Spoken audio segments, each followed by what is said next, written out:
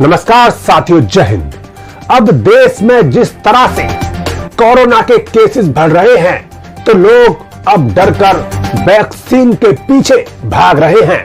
मगर स्टडीज को देखा जाए तो कुछ लोगों को वैक्सीन लेने के बाद ब्लड क्लॉटिंग जैसे मामले और कुछ को तो वैक्सीन लगवाने के बाद कोरोना तक हो जाने के केसेस सामने आए हैं।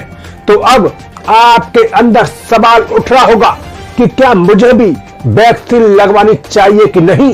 तो आपके इसी सवाल का जवाब देने के लिए मैंने ये वीडियो बनाई है। अगर साइड इफेक्ट की बात करें तो जो ब्लड क्लॉटिंग के साइड इफेक्ट है वो एस्ट्राजेनेका वैक्सीन जो कि ऑक्सफोर्ड के द्वारा बनाई गई है, इस वैक्सीन को लगवाने के बाद ज्यादा देखने को मिल रहे हैं और पूरी दुनिया में लगभग 100 से ज्यादा देश इस वैक्सीन को यूज कर रहे हैं। हमारे भारत देश में कोवैक्सीन और कोविशील्ड का इस्तेमाल किया जा रहा है और यही एस्ट्राजेनेका वाली वैक्सीन है।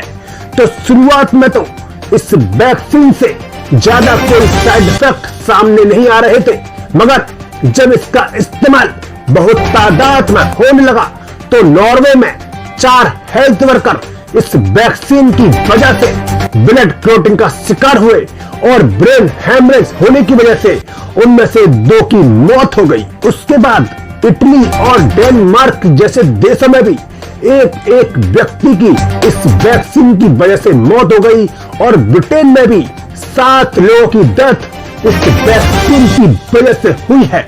उसके बाद 3 यूरोपियन देशों ने टेम्परेरी इस वैक्सीन के यूज करने पर रोक लगा दी और वह इस वैक्सीन पर होने वाले और ज्यादा रिसर्च के रिजल्ट का वेट करने लगे।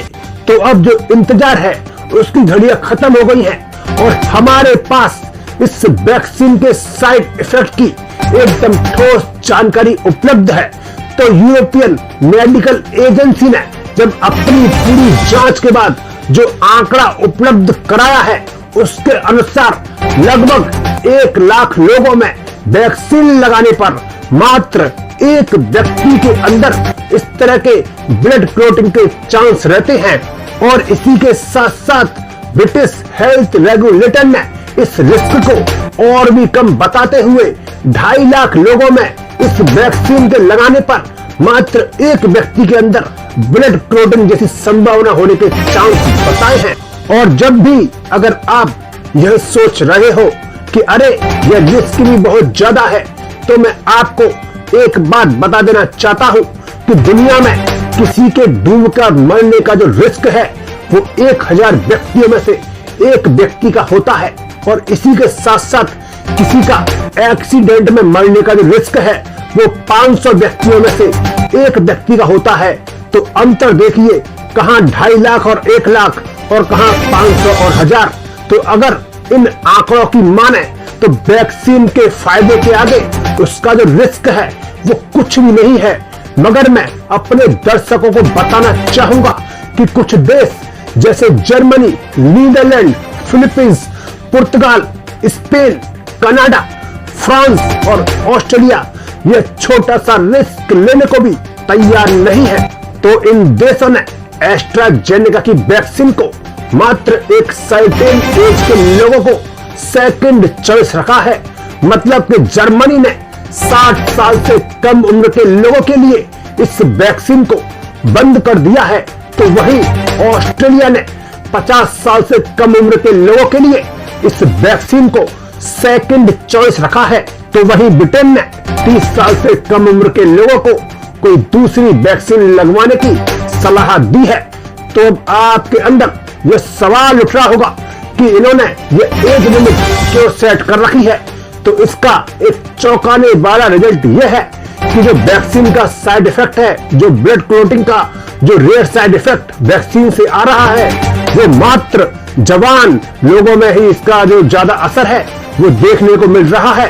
केवल यंग जनरेशन ही इस ब्लड क्लॉटिंग के साइड इफेक्ट से, जो कि बहुत ही रेयर है, उससे प्रभावित हुई है। और मैं अपने दर्शकों को यह भी बता देना चाहूंगा कि यह छोटा साइड इफेक्ट केवल एस्ट्राजेनेका की वैक्सीन से ही सामने आया है।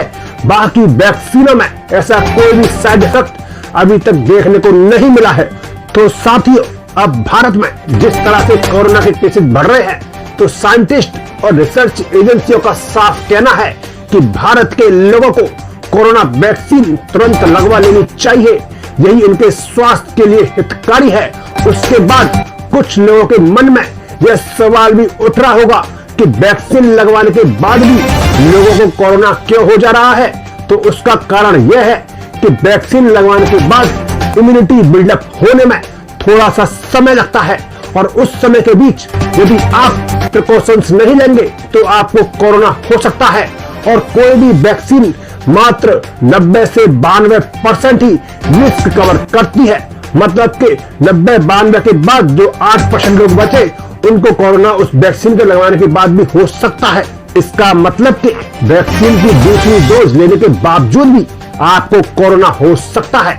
मगर जिन लोगों ने कोरोना वैक्सीन को लगवा रखा है, उनको कोरोना होने के बावजूद भी हॉस्पिटल में भर्ती होने का रिस्क और डेथ रिस्क एकदम 0% है। तो साथियों, यह वीडियो काफी रिसर्च के बाद मैं आपके सामने लेकर आया हूं। तो मुझे विश्वास है कि कोरोना वैक्सीन को लेकर जो आपका भ्रम था, वो काफी हद तक दूर हो गया होगा। और अगर आप चाहें तो इस वीडियो को अपने दोस्तों और संबंधियों तक भी पहुंचा सकते हैं। जय हिंद, जय भारत।